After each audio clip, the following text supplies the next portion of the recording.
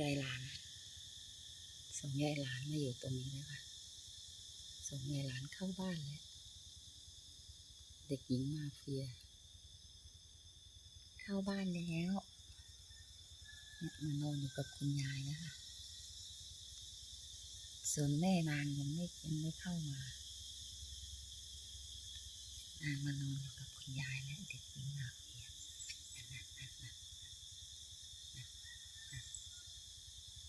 ดูนางดูนางดูนางดูนางนะดูนางนอนสบายใจมากนอนกระดิกหางด้วยนะนอนสบายใจค่ะ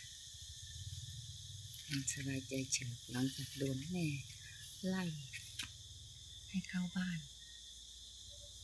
นอนสบายใจเฉิบเฮียคะสบายไหมคะลูกสบายไหมคะสบายไหมเอ่ย